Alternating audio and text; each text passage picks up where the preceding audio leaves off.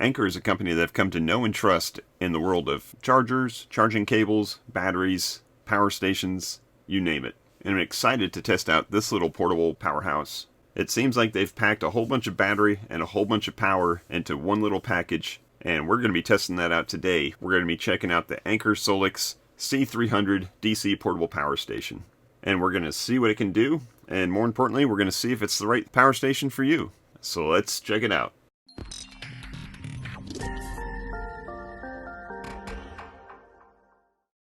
Hey everybody, it's Chris from Family Geekery. Today we're checking out the Anker Solix C300 DC portable power station. Now previously on this channel I've tested out another power station that looks very similar to this, but is a little bit different. And we've got another one that looks very similar to this, and it's very different. So they make it kind of hard to figure them all out, but that's what we're going to do in this video. But we're going to check out what this thing can do, what it can't do. We're going to figure out ways of using it. We're going to figure out kind of use cases of what it might be good for. I'd love to hear your use cases for it. Throw those down in the comments below. But let's go ahead and start checking out some of the specs that this thing has. So right on the front here it says 7 outlets. And they call them outlets, but they're really, I guess, ports, charging ports. But we'll check them all out and see what they are and what they're capable of. We got 100 watt solar input. So if you're camping with this thing, you'll be able to throw 100 watts into it with some solar panels. That's always handy. Looks like we're going to have some USB-C power delivery ports on here saying fast 140 watt charging and recharging. And we're going to put those to the test. 3-year warranty, that never hurts. We see a guy backpacking here with his handy little power station, so we can see that it's definitely a portable solution for camping, hiking, that kind of stuff. Charge all your different devices. On the back here we've got a listing of the 7 charging outlets. USB-C times 2. 140 watts each, USB-C times 1, 100 watts, USB-C times 1, 15 watts, 2 USB-A's at 12 watts, and a car socket or cigarette lighter plug, whatever you want to call it, 120 watts. And then for recharging modes, we've got dual 140 USB-C, total of 280 watts. So that's just charging this thing with DC, not plugging it into, an AC outlet. Using DC power supplies to charge this thing up at a total of 280 watts. That's pretty incredible. Of course, that just depends on if you have the right type of stuff to charge with it, so we'll test that out. Solar input of 100, we talked about that before. And then we got car socket 100 watts, and that's actually, I don't know if you can tell that, but that's a sticker. I'd be curious to see what's underneath there. They may have listed it at 120 watts and figured out that it can only charge at 100 watts, but we'll check that out as well. Now listed on here is the total amount of milliamp hours, and the more important number here is how many watt hours it is, and we're going to talk about that capacity and what it means. And it also lists out 300 watts. Now normally that 300 watts is an amount of power that you can deliver through the inverter, and as you can see, there's no inverter on this power station. Everything that we've got coming out of here is DC. So what does that mean?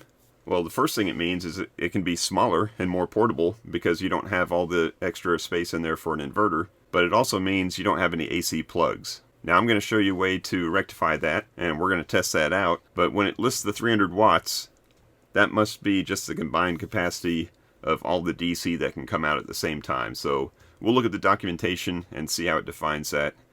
But it looks like we've got a lot of features on this thing, including lithium iron phosphate batteries, which if you're buying a power station like this, you want to make sure it has that type of batteries in it. Sometimes you see them listed as lithium iron phosphate, sometimes you see them as LiFePO4, LiFePO4. But those type of batteries, they're considered safer, and they have a whole lot more recharge cycles before they start losing capacity, and they often call them like a 10-year battery. So we got some safe batteries in there. We got some more circuitry in there to keep this thing safe from overheating and overpowering and getting damaged. So that's always important. But I think we need to open this thing up and check it out. Alright, so inside the box comes the power station itself, of course. And it comes with a short USB-C to USB-C cable here. And it is rated at 140 watts. That's going to be important. And then we've got a couple books. We've got the warranty card book. And then we've got the user guide book, which isn't really a user guide. This is about 47 different languages of safety precautions, like don't throw it in your bathtub and don't take it on an airplane. So that's important to note. if this is something that you need to take on an airplane, then you can't do it. The maximum amount that they allow on airplanes is 100 watt hours, and this one is 288 watt hours. So if you need to be able to carry it onto an airplane, I always suggest this little jackery here. This is 99.6 or something like that watt hours, right at the limit, and it can do 100 watts out of the USB-C ports. So this thing is my favorite little travel buddy here when I have to backpack something over an airplane. But this is obviously much bigger than that, much more watt hours, and you're not going to bring it on a plane. So we can ignore these. Actually, the QR code here brings you to the user guide, which is fine. It's comprehensive, and that allows them to update it if they need to. So let's take a little tour around the power station here. Of course, we've got the built-in handle on the top here. We do have a light that comes up here that allows you to turn that on. We'll test that out for camping and stuff. And then we've got all of our ports right here in the front. So we've got our two USB-A ports here, and then a USB-C port here, and that's going to be the smaller power rated one. And the combination of all three of those outputs is a 20 watt max. Now, most of the stuff you're going to be plugging into those is going to be low power devices anyways, phones and stuff. But just keep in mind that if you're using all three of those at the same time, you're not going to get the full capacity of each one individually. Now, the high power ones are down here. We got USB-C 1, 2, and 3.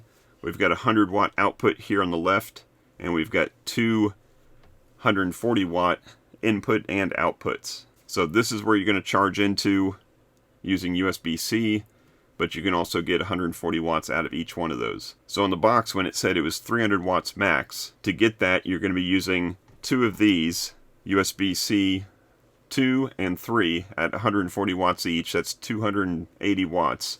And then any combination of using those three is going to be the other 20 watts. So that's your 300 watt max. But there's a chart in the manual that shows what the different power combinations are of each of the ports. If you're using 1, 2, 3, 4, or 5, each combination, it shows you what the different ports are going to scale down to. But with 300 watts total output, you can plug a lot of stuff into here before you start worrying about running out of power. So 300 watts total output from all the ports. We've got that covered. So let's talk about the capacity next. We touched on that being 288 watt hours. Now, what does that mean? First thing, as a reminder, it means you can't bring it on a plane. But the second thing it means is 288 watt hours is a combination of how much power is coming out, that's the watts, and how many hours you're using it, that's the hours. So in simplest math, if you were plugged into this thing and using 288 watts, it would run for 1 hour. So if you had maybe two laptops plugged into these 140 watt ports, and they were both pulling 140 watts, this thing would keep them going for an hour. Now, it's unlikely you're going to be using that much power all at once, so just start doing some simple math and figure out, hey, if I'm only using half the capacity of this, then it's going to last for 2 hours. If I'm only using 1/4 of the capacity of this, maybe 70 watts coming out, then it's going to last for 4 hours. And those, of course, are all ballpark numbers because there is going to be some efficiency factor, and it's never going to be a perfect amount of watt hours coming out of it, but it's just a good rule of thumb. If you have some device that you know that you need to run for a certain amount of hours, a lot of people use these for running their CPAPs overnight. See how many watts your CPAP uses, and then do the math to see if it's going to last, the full 8 hours that you're sleeping. So we got all these ports. Remember, these two here are also inputs. So these two, the low wattage USB-C and the 100 watt USB-C, are outputs only. Now, I love the fact that they have an output only port at such a high rating, because sometimes you're plugging this thing into another thing that can both charge and discharge, and it gets real confusing if they both are inputs and outputs. They have to negotiate who's going to supply the power and who's not. Like, for example, if I plugged in this little jackery here, these ports are both inputs and outputs, and if I plugged this port into here, the batteries really don't know, hey, is this going to charge this, or is this going to charge that? So if I have a dedicated output port, and I plug this into here, there's only one thing that can happen. This big guy is going to charge the small guy here. So I like that they include a dedicated port like that. So now that we got all the USB-C stuff figured out, we've got, of course, the cigarette lighter plug that's 12 volts at 10 amps, so 120 watts output. And it looks like it's got a separate power button here to turn that on and off. And then we've got the XT60 here, which is going to be a solar input. Now, it listed three different ways to charge this thing. Of course, we talked about the first one being the inputs through the USB-C ports here. The second one was solar panels plugged in here. And the third is what they call a car charger. Now, don't go buying a cigarette lighter plug to cigarette lighter plug and plug this into your car. That's not going to work. They actually sell a cable. It's not included, but it is a cigarette lighter plug for your car side to an XT60 on this side, and that will charge at 100 watts. Now, as far as the buttons go up top here, we've got a power button to turn this thing on. We're going to check that out in a second. This is going to be a light button. We can test that out also. And then we've got a button here, it looks like for pairing. They call it the IoT button. So it's probably for pairing to the phone app. And we're going to test out the app as well. Let's go ahead and check out this light while it's right here. I'll go ahead and open that up. Let's see if we can turn the light on without turning the whole station on. And it looks like that's a no. So let's go ahead and turn the station on. And it's not coming on at all. So maybe the batteries are just low. Let me go ahead and throw a charge into it, and we'll test out that light button again. Alright, so I got some juice into it now. And let's go ahead and check out this light. So I'm going to push the button here to get it onto the lowest setting. And then push it again to go medium. And then one more press to go to the brightest. And then press it again, and it turns off. So 3 light settings. It pops up. Pops back down. Nice handy little lantern there if you're going to use this for camping or if you have a power outage. So you can see now on the screen, since we got nothing going on, it's just showing the battery percentage at 63%. No inputs or outputs. And we do have an icon up here showing that it is hooked up to a phone. I did download the app and get this loaded in. We'll take a look at that in a little bit. Alright, so let's go ahead and test out some of the output capabilities. I'm going to take the included cable here and plug it right into USB-C port 2. And I'm going to plug that into this little power bank here, which is capable of charging at 100 watts. Now it's up to 90%, so I'm not sure if it's going to be calling for the full 100 watts, but we'll check that out. So let's go ahead and plug that in. Now remember I said that this is an input and an output, and this one here is an input and an output, so we're not sure exactly what's going to happen, but they negotiate with each other, and it looks like it's outputting about 45 watts. So this one shows that it's got about 45 watts coming in. And this one shows it's about 46 watts going out. So that's good. If I wanted to make sure that it didn't have to negotiate who was going to charge who, we could just plug this right into the number 1 slot there, which is an output only. And now we've got the same thing going on, about 45 watts or so. So let's go ahead and do that same thing. We're going to plug this into the Geekery. And that's got a 60% charge on it, so maybe it'll ask for a little bit more juice. Let's plug that in. Again, we're going from an output only into this, which is both the input and output, and it's showing about the same, about 42 watts or so. I'm not sure why it's not going all the way up to 100. So let me grab another cable real quick, and we'll test it with a different cable. Alright, so I grabbed another cable, and this is an Anker 240 watt cable, and I've tested it so I know it's good, and it's still only getting about 40 watts or so coming in here, so I'm not exactly sure what's going on. I've seen this thing charge at 100 watts before. So let me grab a different device and see if I can get this thing to pump out the full power. Alright, so I had to bring out the big boy here. I've got an EcoFlow River 2 Pro, and I still got this thing cabled into the 100 watt output port here. This is a 100 watt max input and output port, and now we're getting 95 watts going in here. We're showing about 97 watts coming out. So it seems kind of funny having a tiny little guy like this charging up a big boy like that, but it works. So I'm not sure what was happening with those other guys, but I trust my EcoFlow stuff more than anything else, and this Anker is charging it just fine. Alright, so the next thing I wanted to test out while we still had this hooked up here is I'm going to test out the car output port, or the little DC 12 volt port. This is a 140 watt capable cigarette lighter adapter, and obviously this is only capable of taking in 100 watts, but we'll see if it gets anywhere close to that.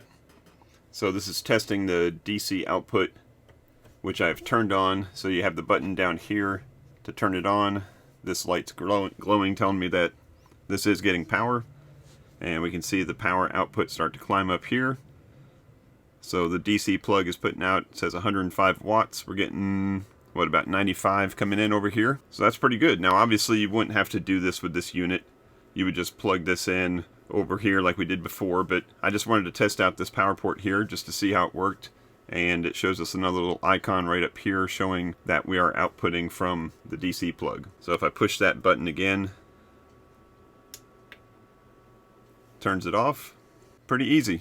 And this little thing obviously is pretty amazing, 140 watts. I'm not sure how the math works on that because it's a 12 volt. You know, you normally see a 12 volt 10 amp circuit in your car. That should be 120 watts max, but I don't know. I know it's capable of 100 watts and it worked great.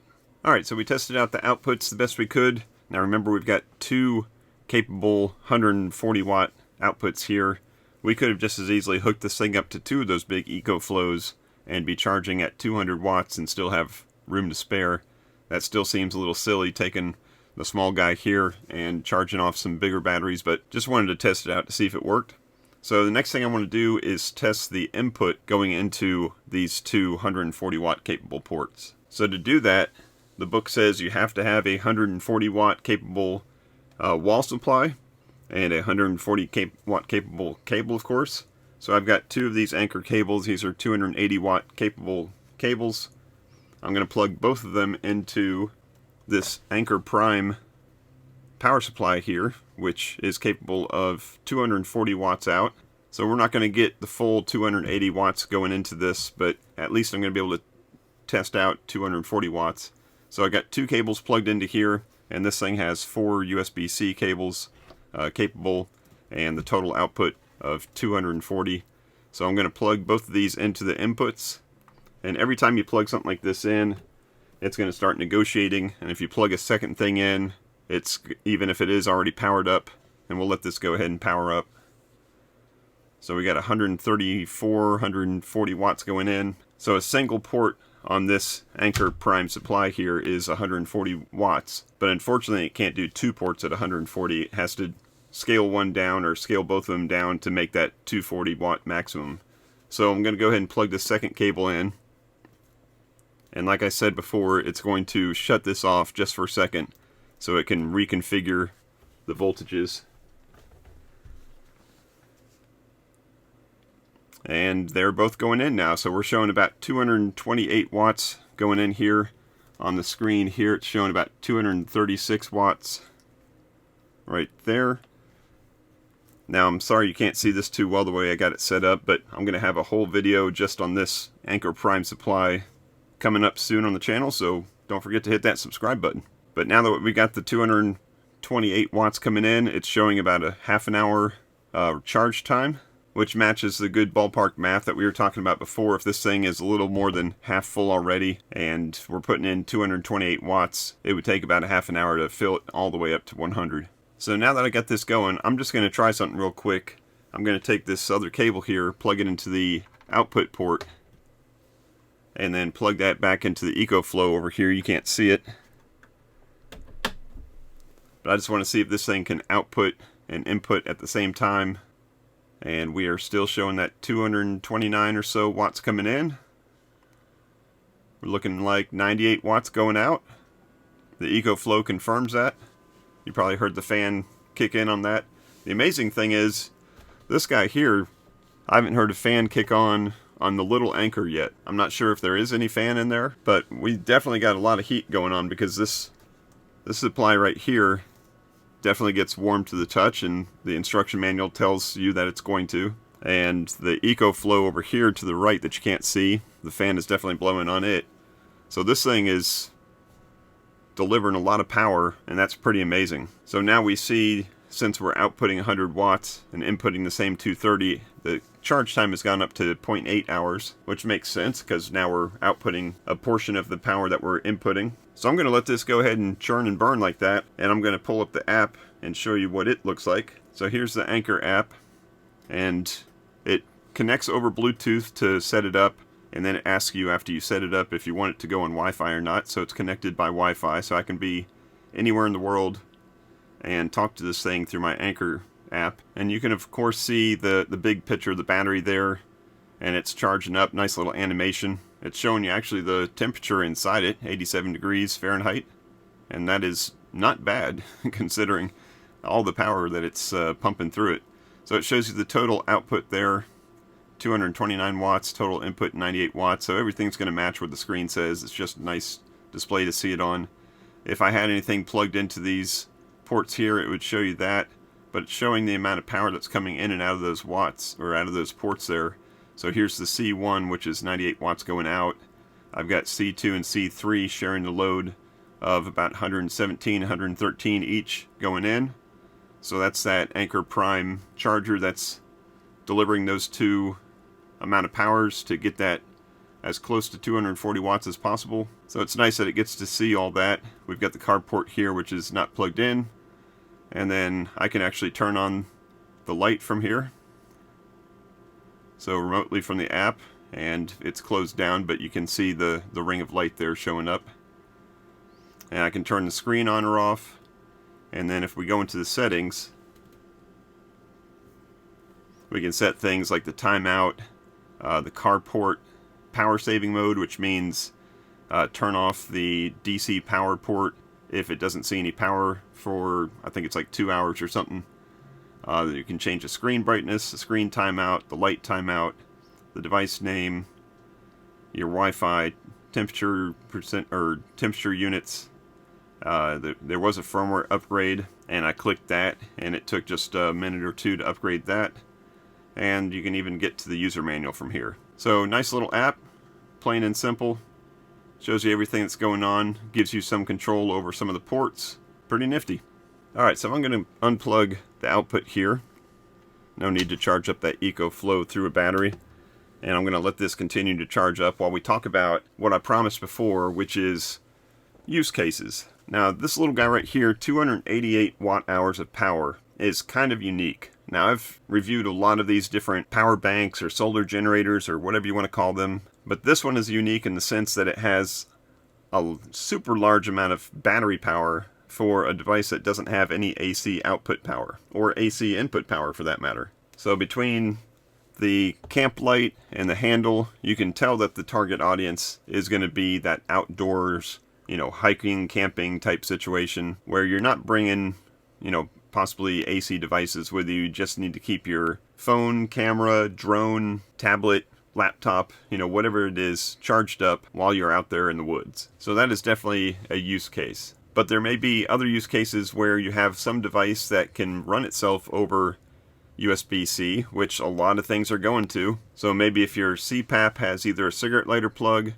or a USB-C power or even USB-A power, then you can get a huge amount of battery power in a small package by not worrying about having that inverter built in. Now, they do make this same exact model with an inverter, and it's a little bit taller, maybe a little bit fatter, because it's got a couple power ports on it, and it's, depending on the sale, $50 to $100 difference. A little bit heavier, a little bit bigger, same battery power, same functionality on all the ports, but it does have an inverter built into it. So if that's what you need, it looks just like this, like I said, just a little bit bigger. And if you want to check that out, I'll leave some links down below to both of these. And to make things confusing, they call that the C300. This is the C300 DC. So that means, hey, it's DC only, but the C300, like I said, has the inverter built in. Alright, so now what if you wanted the best of both worlds, where you wanted something super portable like this, but you wanted the option of every now and then having an AC output? Now this thing is probably not designed for this, but I'm going to test it out, and what I'm going to do is I'm going to take this little inverter here, which is a 120 watt inverter, and it's made by Ryobi. Has the option of either using a cigarette lighter plug, which we're going to use, or one of Ryobi's 18 volt batteries. So pretty handy to have if you got a bunch of those tools. So I'm going to plug this into here. I'm going to plug a power meter into it, and then I'm going to plug my trusty little dipper, small crock pot, into it, and I'm going to draw some power through the inverter, through this guy, and see if I can get AC power at some stable level coming out of this little battery going through an inverter that I'm adding myself. So let me get this all wired up, and I'll be right back. Alright, so I got it all wired up, and this is completely unplugged from the AC power or from the DC charger power. So it's just sitting by itself, just a battery bank with a cigarette lighter plug. I'm going through the inverter, which you can't see because it's behind this power meter here, which is going to be telling us how much power the little dipper is drawing through it. So let me go ahead and turn on the power to the DC plug. And I think there's a power button for this inverter. There we go, long press on that. So now we got the display coming on here. This is going to tell us how many watts I'm pulling through it. And I'm going to start off by putting this on low. And low is pulling about 92.9 watts.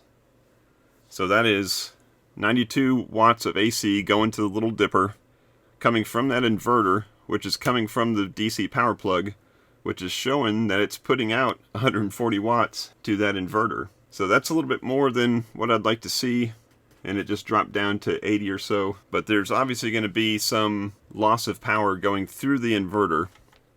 You're not going to see 93 watts coming out of here, going into the inverter, coming out to here. So this is probably a little bit more power than I'd ever want to pull. So I'm going to bring it down to warm, which should be lower. There we go. So now we got about 63 watts coming, and about 79 watts coming out of here. And it's telling me at this rate I could run this for 2.8 hours. So this isn't even fully charged, and I can make about 3 hours worth of queso dip out in the middle of the woods with my little dipper. For whatever reason I might be backpacking with the crock pot, I can definitely do it. So that's pretty cool. So even a small little inverter like that, have it for when you need it. Maybe you've got a device that's low power that only has an AC plug. This will get you adapted to the battery bank. And then for all the other devices that you don't need it, leave this at home and just bring the battery bank with you. Alright, so I'm going to let this thing cook for about an hour and let it just see how stable it is. But I think that's probably going to wrap it up for this video. We went through a lot. We went through all the capabilities of this, all the DC outputs, the different types of inputs. We made it charge a really big battery bank. We made it cook some queso with our little dipper there. And like I said, this is not the perfect device for everyone, but it's an awfully handy device, especially if the majority of your devices are all DC powered or at least USB-C power delivery powered. And just to give you an idea of the portability part of it, here is the EcoFlow River 3, which is the newest EcoFlow River, and it's only 245 watt hours of capacity, which is less than this 288. Let me shift some of this stuff over so you can see them side by side.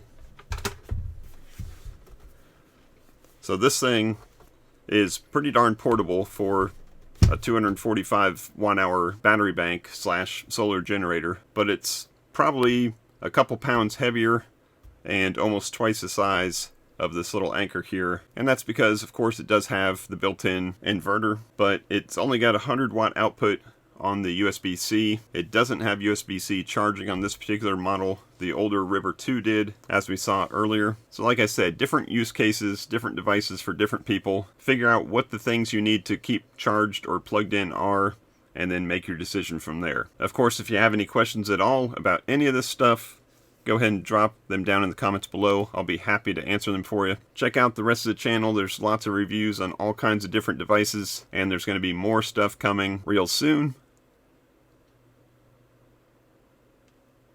In fact, I've got Anker's version of this, or at least the same basic size. It's actually 288 watt hours also, but just with the inverter and a handle and everything. So I've got a review on that coming up soon. Keep an eye out for that. But that's going to wrap it up for this one. I hope you got something out of it. If you did, I appreciate a thumbs up. That helps out the channel. Throw something down in the comments. Let me know if you've got one of these. What do you use it for? If you don't got one of these, what do you want it for? And I thank you as always for watching. And until next time, peace out and geek out.